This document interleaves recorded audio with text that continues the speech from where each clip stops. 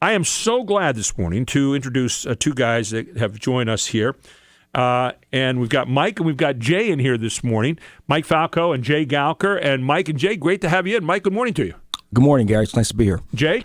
Good morning, sir. Now, tell us a little bit about yourselves. I always like people to know who they're talking to. So, Mike, I'm going to start out with you. Tell us who you are, where you come from, and what's going on. Gary, I moved into the York area from Maryland back in 2000, and I'm currently employed with the CR Property Group as an executive, and we acquire and renovate and sell homes in the area. Okay.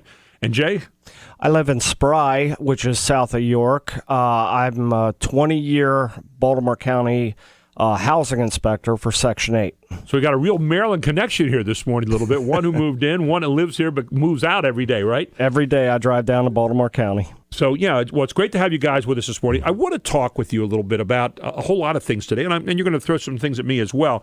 But one of the things, the president came out yesterday and said that Donald Trump is not fit to be president of the United States. You may or may not have seen that.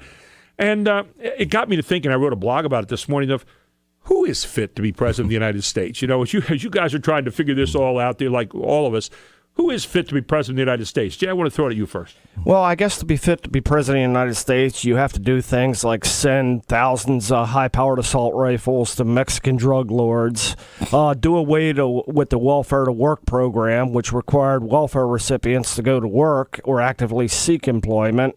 How about bringing in hundreds of thousands of Syrian refugees into our country that will spend the rest of their lives living on welfare and never contribute to our society?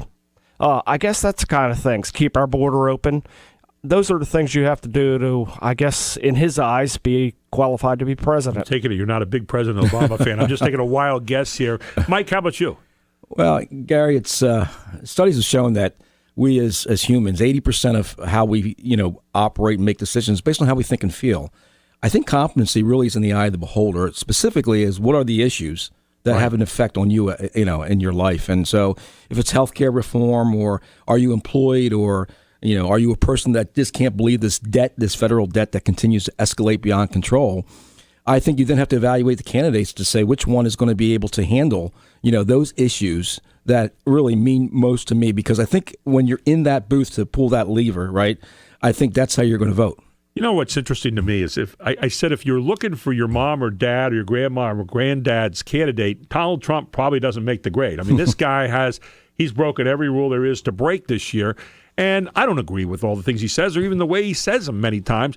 And then I look over the other side at the alternative and I look at Hillary Clinton, who I think lies on a regular basis. And so I say, wow. Is this the best we can do? I mean, have we gotten to the point anymore where the job doesn't pay enough or something? Why? I mean, obviously, a lot of people are walking around telling me right now, I don't know where to go. I don't know what to do. How do you guys deal with that, Mike?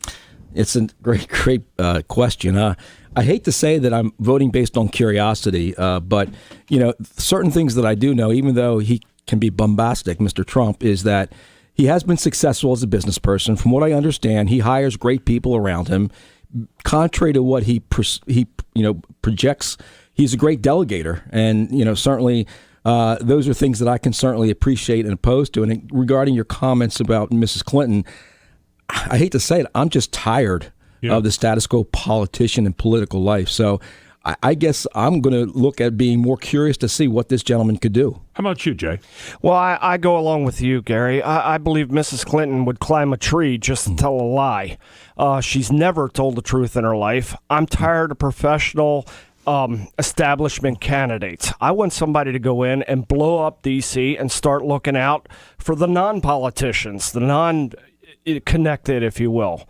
Also, the biggest thing for me is the next president will appoint 3 to 5 Supreme Court justices. That will affect us for the next 30 to 40 years. I hear that from a lot of people, that's their one dividing point. And I heard Mike kind of giving an along the way there. It sounds like you're the same place, Mike. Yes, I believe so. I think those are critical decisions to face that will really create the fabric of, certainly our legal system and how we judge some very, critical issues that are coming up. Now, this isn't a town hall unless I invite the whole town to join. So everybody that's out there, all you listeners who are tuning in, Mike and Jay are not the only ones invited to this party. So give us a call, 1-800-357-0910. You can email me at gary.sutton@cumulus.com and comment on the issues we're talking about here. We don't want to leave you out. 3's never a crowd here. In fact, 4 is never a crowd here. 25 is never a crowd here, frankly. So join in and give us a call right now. And if you'd like to take your stab at some of the questions we're asking and some of the things we're raising, we want you involved this morning. Your opinion is the most important part of this show. WSBA News Time, 7:44. We'll be back with more with Mike, Jay, and you here on WSBA Morning News. It's the Town Hall on a Wednesday on Newsradio 910 WSBA. Newsradio 910 WSBA.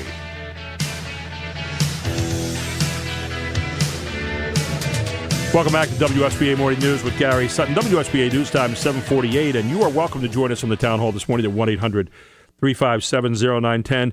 Like Mike did here in studio and Jay did in studio.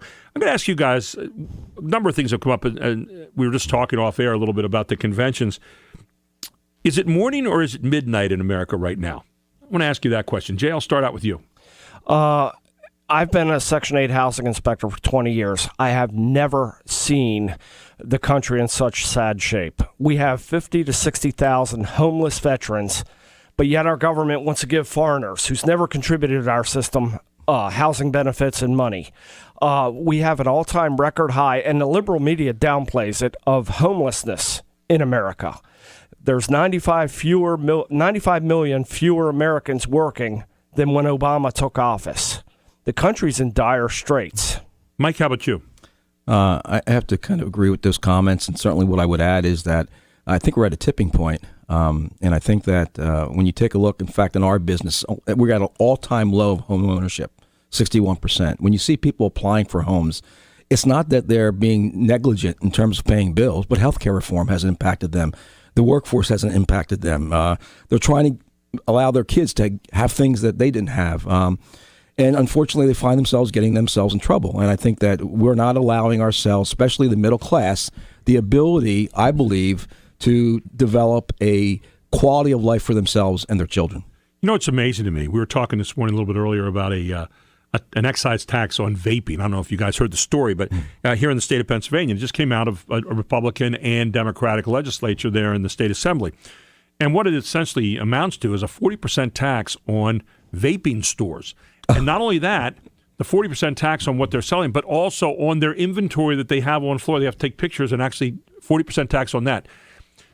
I guess I was outraged by it. And I said, if we have any legislators out there, and I'll say it again, that have any guts or backbone, who like to go out there and go, oh, small business is the backbone of America, and then go out and screw over the small business like this, I hope you'll change this in September when you get back there before these people go under. But my point here is, where did we lose track of the regular person with a face on him and a life on him in this country? When did we start becoming, coffee clatch numbers out there for people who are sitting in their office sipping coffee and saying, oh, well, let's do this, and not really realizing that it's affecting people's lives amazingly. Mike? Well, I think that it's happened when politicians, it became a lifelong job. Our forefathers did not want politicians to be in office for as long as they are. I think then they get caught up with the special interest groups, and they feel the power, they feed off the power. And I think just, inside the Beltway, it's a different world, it's a different life. And I think they kind of lose perspective of the person with whom you're talking about. Jay? Well, I think the government should be forced to live within their means, like Governor Wolf passing a budget when we haven't even legalized some of the things he wants to start taxing. But more than that, with vaping, I got a thing in the mail Thursday. Our Med Ed is going to be, and some of the other utilities, going to be going to a smart meter. Well, that's going to be a huge tax on every resident. Because smart meters, as Maryland proved, the average person gets their bills doubled. Smart meters, they cut jobs because now the power company can disconnect and reconnect power without sending anyone out. They can read your power without sending anyone out. They can cut down on your power so that items like your central air conditioning won't last as long because it's very bad for the compressor and the motor. It's a terrible thing. We were never asked. We just received the thing in the mail. Hey, we're going to a smart meter, and you have no choice. Plus, Underwriters Laboratory has never approved the smart meter. You can go to Google and see the health hazards that are involved. You're a guy who gets to deal with that kind of thing on a regular basis too, I guess, right? Yes, sir, I do. Let me ask you guys, what are your feelings right now as a voter this year? If you were to describe how you're looking at things, how you're thinking about things. I mean, as I said, there's a lot of people. I don't know if it's midnight or morning in America right now, but I do know this. I think there are things that we obviously have made us very uneasy in this country. We've seen it on all sides of the coin so far this year. What are your feelings here entering in this election, Mike? Somewhat ambivalent, and I believe that one makes their decision based, again, as I said earlier, it's in the eye of the beholder. And we talked off air about there's so many issues that we can talk about at this point in time. Unfortunately, from my perspective, many of those issues that America does not find themselves in as strong a position as decades ago. And I said earlier, I'm in a position where I'm going to be curious, even though, again, Donald Trump is, as I said, the way he carries himself, I'm not a big fan of. Yeah. I'm more curious to see what he's going to be able to do than what I already know, what I believe Hillary will do, which is not consistent with what I believe in. So let's see, the evil that you don't know might be better than the evil exactly, you know. Exactly. All right. Jay, how about you? Well, I think America is fed up with the political correct bull crap. We want somebody, right or wrong, that will call it as he sees it. A spade is a spade. Donald Trump is by no means politically correct. I'm a huge Trump supporter. Right. I'm tired of the establishment. I'm tired of professional politicians. I want a man that's just going to say what he's thinking, not tell me what he thinks I want to hear, not go by the polls or the winds. Donald Trump's kind of like the old Captain Kirk. He fires. He don't apologize. He don't go around wishy-washy. He says what's on his mind, right or wrong, and that's the way it is. Tell me the truth, even if it cuts me to the bone. When we come back, I want to ask you, though, if you had a chance to talk to, and I'm going to give you some different names. If you had a chance to talk to each of them, what would you tell them? Okay, we're going to do that when we come back, and also into the next hour here. It's our town hall. We've got Mike Falco, Jay Gouker with us this morning, and you. Feel free to give a call in here this next hour, 1-800-357-0910. It's your turn to make the call into this town hall as well, here on WSBA Morning News with Gary Sutton, WSBA News Time, 7:54. Welcome back to WSBA Morning News with Gary Sutton. We're going to do some word association next half hour, next hour, actually. We'll do some of that, but we've got all kinds of issues in our town hall today, and you can call into it, 1-800-357-0910. It's open season. Anything you want to bring up today, bring it up. And I don't care what side of the coin it's on. But let me do some word association. I'll give you an example here. So if I said you guys are going to have a chance to go up and talk to Donald Trump and you get 1 minute, what would you tell him? Jay? I would tell him to definitely stick to his guns. Don't back down on the border. Besides the Supreme Court justices, that's the most important thing. We need to secure America. We have illegals bringing diseases like Chagas, tuberculosis, bed bugs. Hey, how did we get them? We need to seal our border, and we need to see who's coming in. They need our permission to come here. How about you, Mike? Give you a minute with Donald Trump. What would you tell him? Well, I would say, Mr. Trump, I've read how you stand on the issues on your website and tend to agree with a lot of them.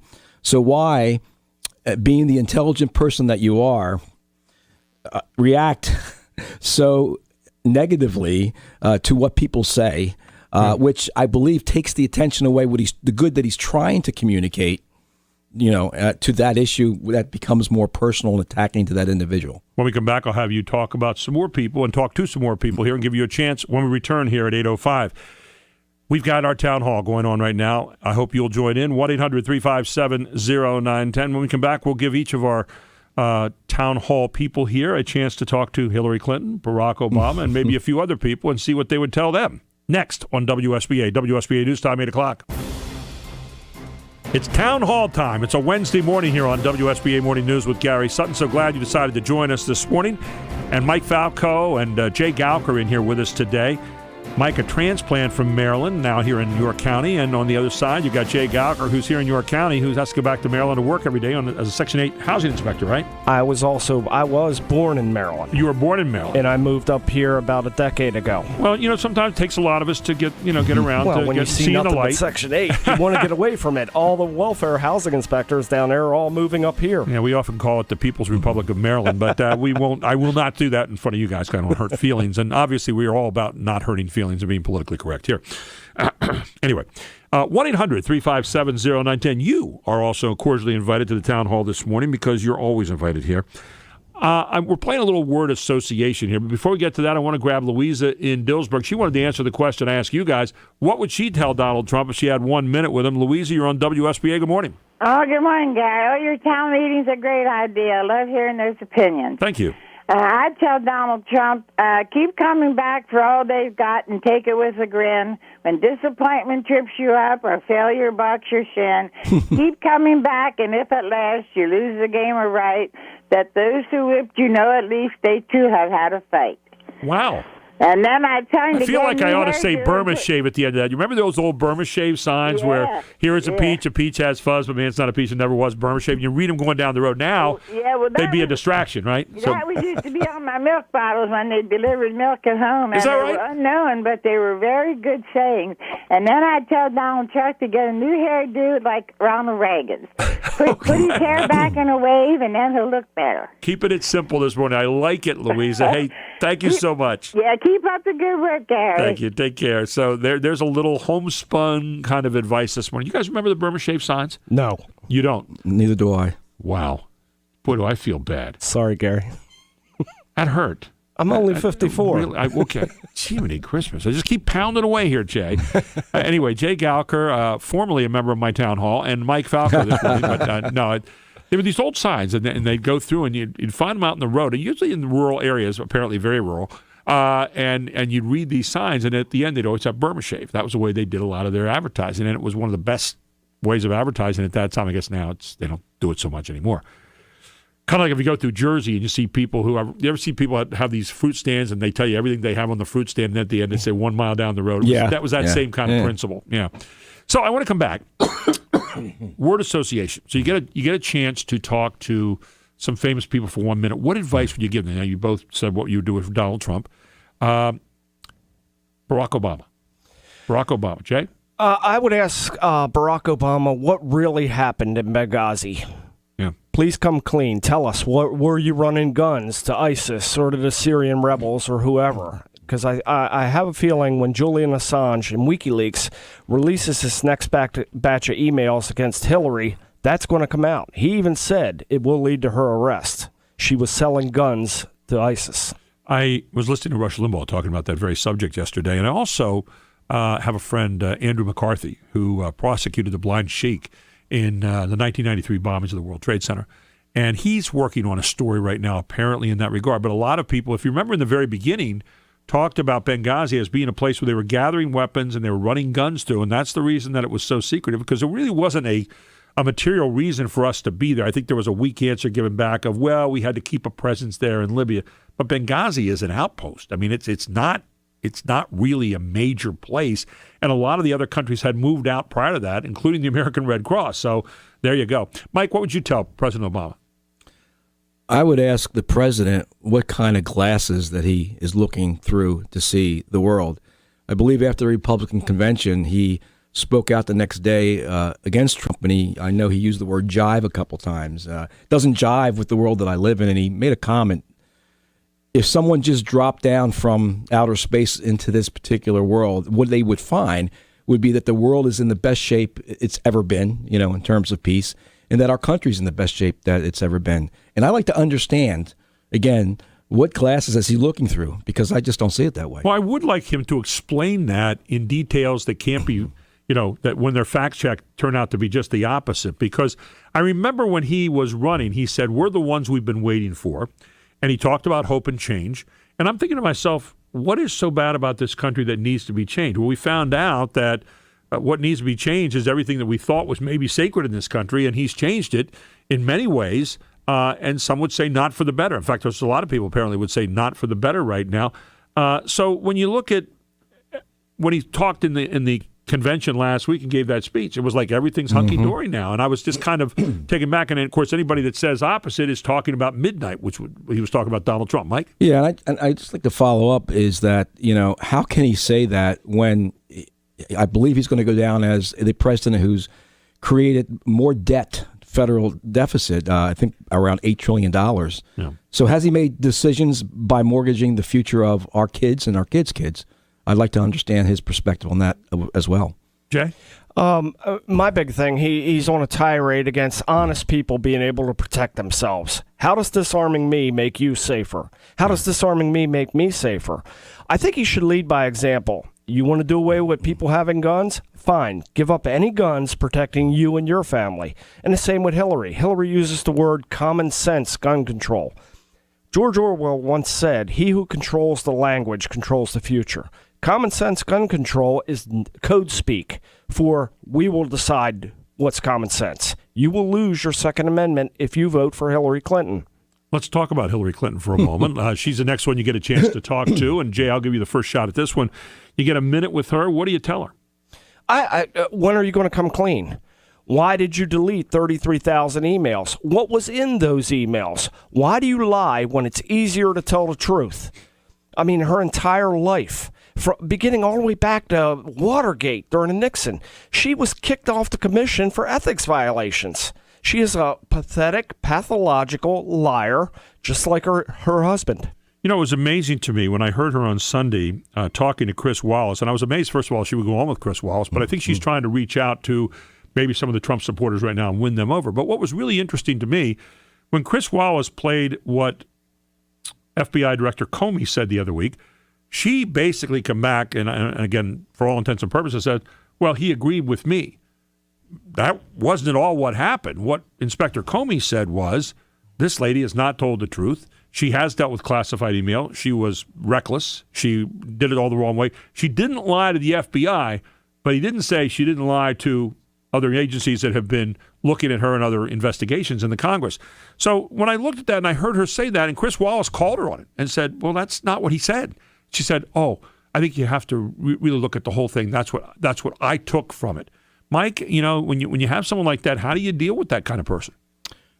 It's very difficult to deal with that kind of person. I mean, you know, especially I think as Jay alluded to, is they tend to speak towards, I think, the situation that's going to be right for them, whether it's true or whether it's not. You know, going back to your question about Mrs. Clinton, you know, one of the things that I believe that this country has really lost sight of is that I think our generation, our kids, it really starts with the values that we teach them at home. Right. I think that's so huge.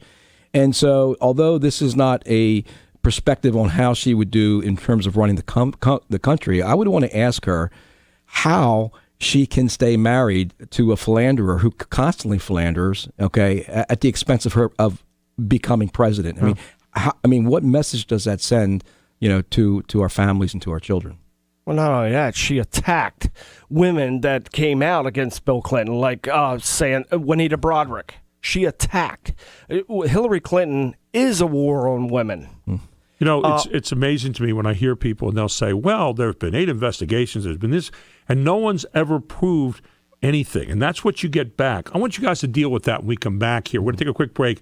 You know, when you hear people say, well, there have been investigations, never turned up anything, no Whitewater, no Rose Law Firm, none of that kind of stuff. It's just the right-wing conspiracy, I guess, attacking. We'll come back and deal with that next here on WSBA Morning News. Our town hall, you're welcome to join in. Give another point of view. We'd love to have it. 1-800-357-0910, and I mean that sincerely. WSBA News Times, 8:15. Mexico is such an important problem. Mexican government's policies are pushing migration north. There isn't any sensible approach except to do what we need to do simultaneously, you know, secure our borders with technology, personnel, physical barriers if necessary in some places, and we need to have tougher employer sanctions, and we need to try to incentivize Mexico to do more. If they've committed transgressions of whatever kind, they should be obviously deported. Welcome back to WSBA Morning News with Gary Sutton. WSBA News Time is 8:19, and we have Mike Falco in here this morning, Jay Gouker, who are my special guests for the town hall, and you are welcome to join in too. Don't be shy. 1-800-357-0910. What was the question I even asked you guys going to the break? I'm sitting here losing my mind, Jay. What we would say if we ran into what we would like to ask Hillary Clinton and Donald Trump before that. Yeah. And we were talking a little bit going to the break there too, Mike. I think about and my mind literally washed clean here for a moment. So I'm going to go back here and just basically say that you know, where do you were asking how do they get away with what they get away with? I guess that's it. Yeah. And for people, and there it was. Yeah, you got me back. So, you know, when people come out and say, well, okay, geez, they've done all these investigations, they've done all this stuff, or you say, well, it was just personal stuff, it really doesn't matter. And that's what they have. And I wonder when people say that, because I've asked people, I said, in your heart of hearts, do you really believe the Clintons? I mean, in your heart of hearts, do you really believe that they're just, this was all just trumped up by, excuse the term, trumped up by the far right-wing conspiracy or anybody else? Do you really believe that? Or somewhere down in the very low part of your soul, do you believe that maybe they're liars? Maybe they cheat? Mike? Well, where they say there's smoke, there's usually fire. And to your point, I think it's a feeling that you have. I'm embarrassed to say that my wife got me hooked on watching this show called Scandal, and we've been binge watching it. Don't feel bad. I've watched it too. And, it portrays political life. And the thing about it is it's just amazing how things get covered up. It almost seems like there are people that work around politicians that's what their job is. And I do believe that the Clintons are a very powerful political family. They'll go down in history as one of the most. And I believe that they just have that kind of clout, those kind of people in those places where those things get covered up. Go watch House of Cards on Netflix, too. You'll see the same kind of thing. Jay, your thoughts on that? Well, there's an old saying, a lie is halfway around the world before the truth gets its boots on. Yeah. The Clintons have learned, they're a polished act. I mean, they're slicker than possum crap. They've learned to lie and lie well. And when you have a complicit liberal media day and night helping to assist them lie, people tend to, believe what they hear. Yeah, you have to understand that for some reason they are attractive to a group of people in this country. I mean, they are. And I don't know if they're attractive or if they are the alternative to what else is out there. Just as you guys were saying, Mike, you said earlier, Trump is an alternative to the status quo. And so maybe there's a group of people in this country that look at the Clintons and say, for example, well, she's a woman. That's this historical thing. We hear about that a lot. She's put up with Bill Clinton, so that's another reason that we should give it to her. She's very smart. We hear all these different kinds of things, and yet honesty, truthfulness, a record, accomplishments, they don't seem to come up in the conversation. Well, I question the smart part. No woman with any self-respect or dignity would put up with Slick Willie and his shenanigans. I mean, the man admits multiple affairs. He's been accused of rape. Heck, he was impeached, which if she gets elected, she'll be impeached also right out of the gate. I don't believe she's that intelligent.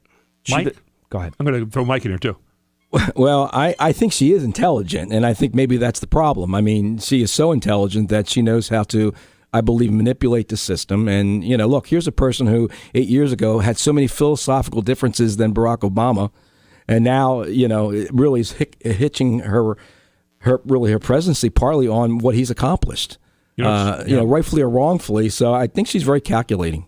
And that's where I think, somebody like Donald Trump is missing the boat and not pointing out a little bit more about some of those things where diametrically opposed to what Hillary Clinton's doing and doing some specificity with that. Let's go jump to the phone lines. We've got Ryan in York. Ryan, you're up next on WSBA Morning News. This is our town hall. Good morning, Ryan. How are you? I'm doing pretty well, Gary. Good morning. Good morning. Go ahead. Hey, I have a theory, if you want to call it, on Hillary's email. So we know that, just like your commentators are saying here, she's not a dummy, right? So the email server, I don't believe, was her way through the Clinton Foundation to conduct, insider business, pay for access kind of thing. But I think could it be that it was actually her vehicle for distributing information? Obviously, this server was not well protected. We're hearing that the Russians hacked it. Right. Is it possible that she is sending communications of classified information that might have been part of a previously agreed deal that's like, hey, I've got this email server, whatever you do, don't hack it, and that's how maybe she was distributing information to potentially other countries like China or, whomever. Now, again, it's just my theory, but... Yeah.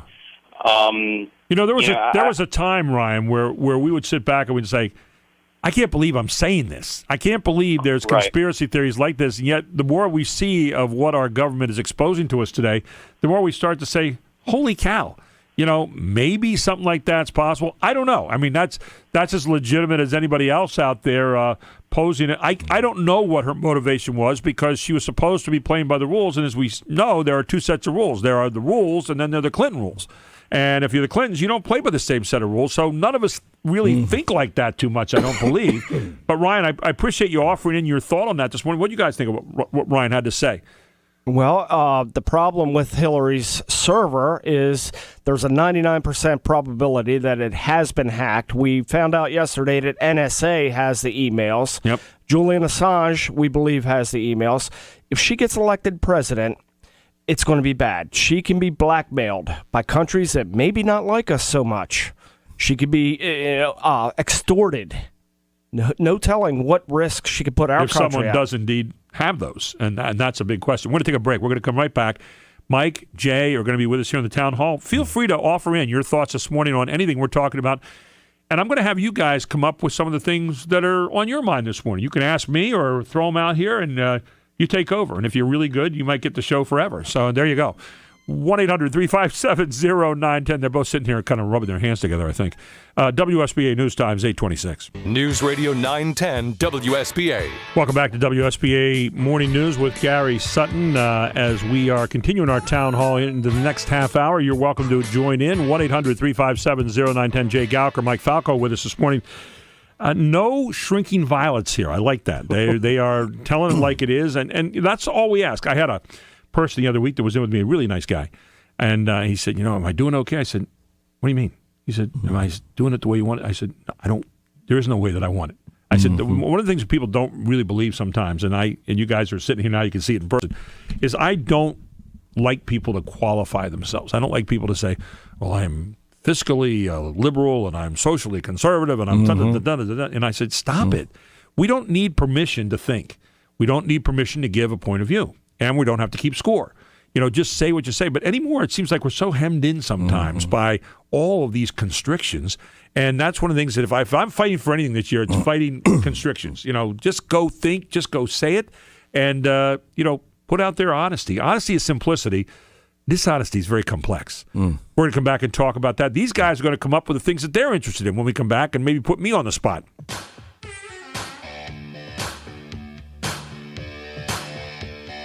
Welcome back to WSBA Morning News with Gary Sutton, Mike Falco, Jay Gouker with us this morning on our town hall. And you are cordially welcome with my Deckled Edge invitation right here to join us too at 1-800-357-0910. You can email me at gary.sutton@cumulus.com. And so I'm going to turn it over to these guys right now, and whatever they want to bring up, I'm going to let you guys bring it. If you want to ask a question, you can make a statement, things that are on your mind. Mike, I'll give you the first shot. Go ahead. Gary, with the debates coming up, what are you anticipating the most to see what's going to happen? Whether there's going to be a cage around the stage or not.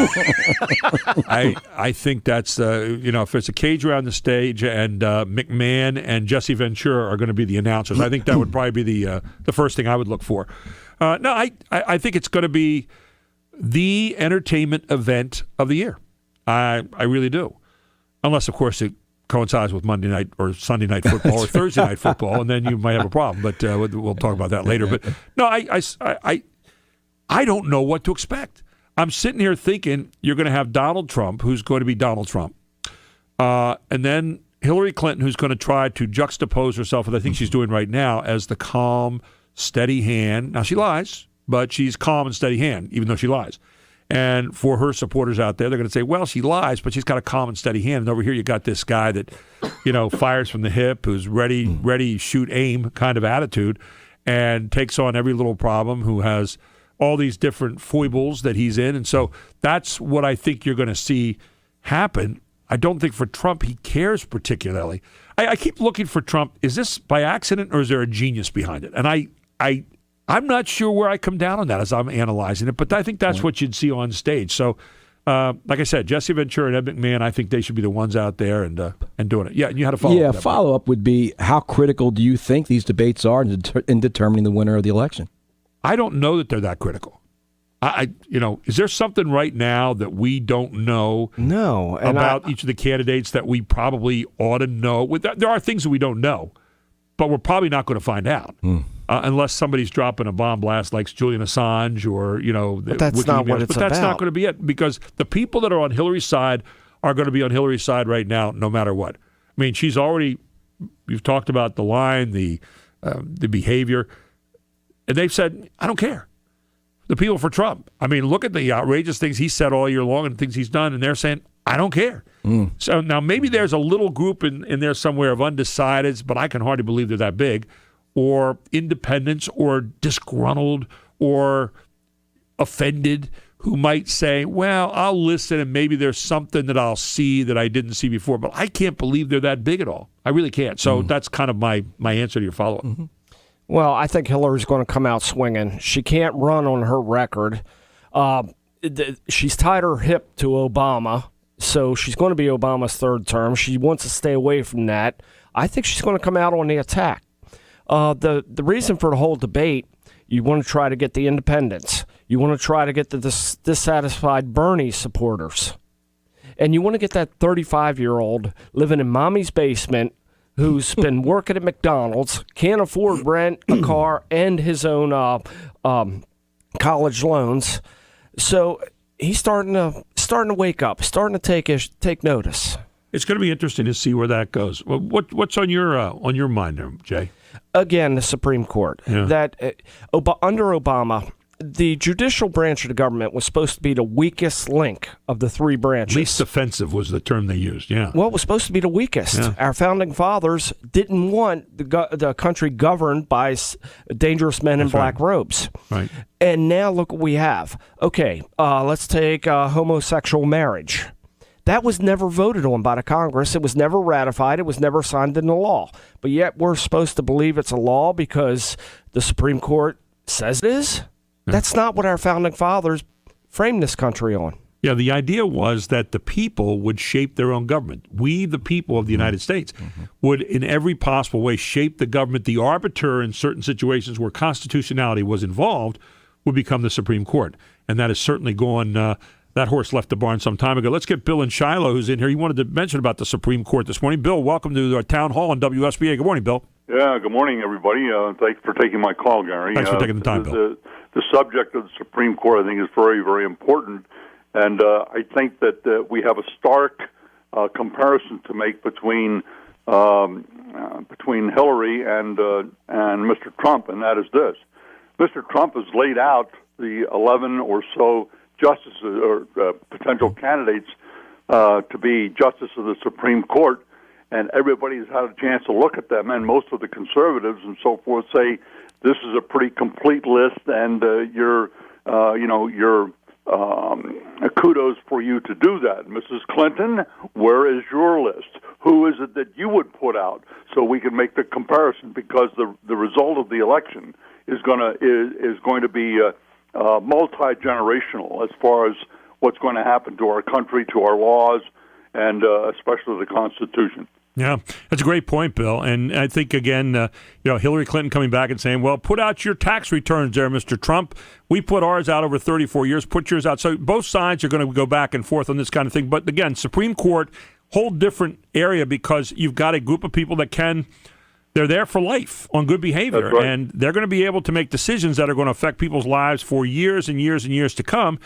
And you may get, 2 or 3 picks here on this particular 8 years that are coming up or 4 years that are coming up, whatever it turns out to be. So it's I would imagine that probably what will happen is that the justices that are in their 80s or whatever would probably get some sort of telephone call at 9 o'clock at night saying, hey, by the end of the week, please submit your letter of resignation or your letter of retirement that you're going to retire because we need to get this done in 4 years. Yeah, interesting stuff. And again, we hate to talk about conspiracies, but there you go.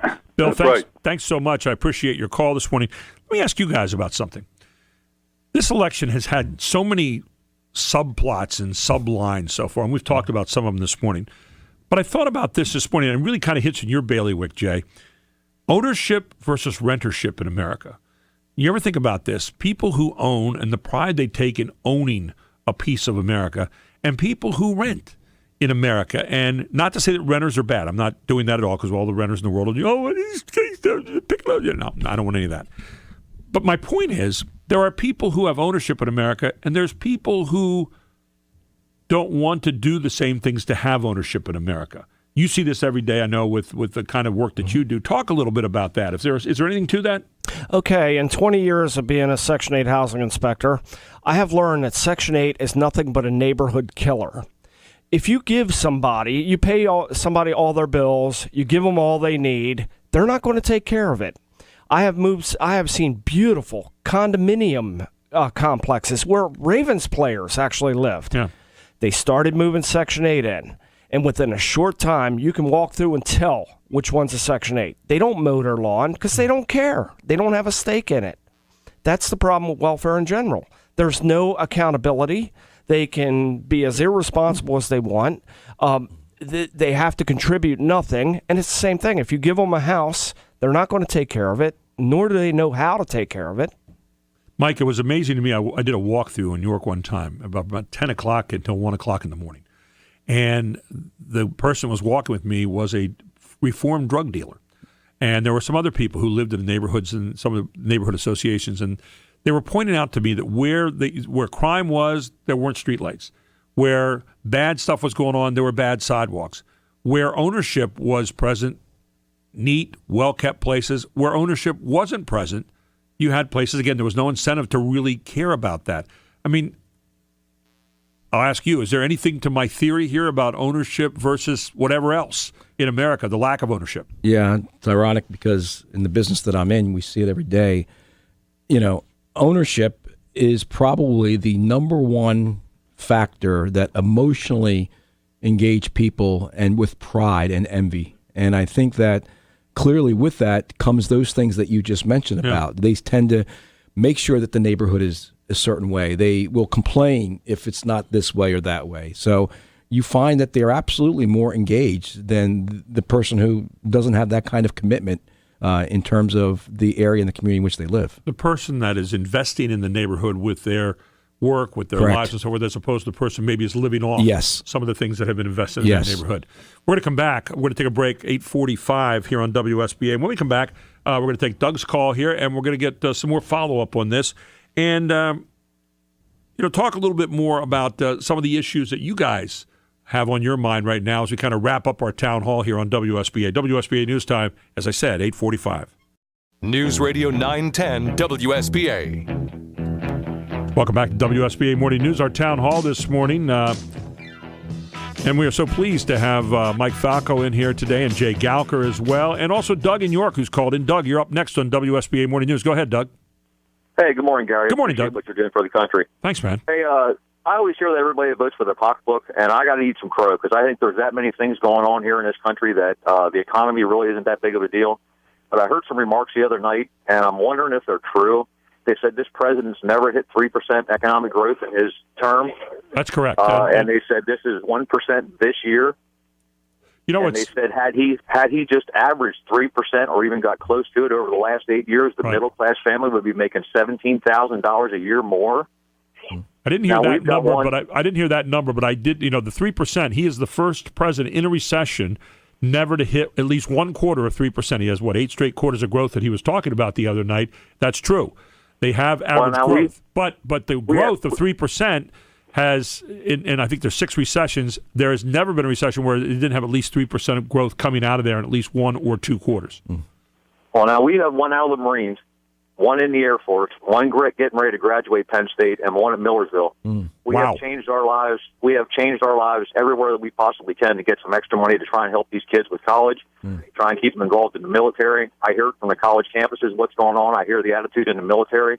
And now all I can think of is 17%, really, or $117,000 extra in our family right now, what that would do for us. Yeah, it's pretty amazing. For the gall of people of Harrisburg to complain about Trump flying over and saying it looks like a war zone, if you're sitting inside that Capitol building drawing $250,000 a year salary and getting government-paid health insurance, Harrisburg is a beautiful place.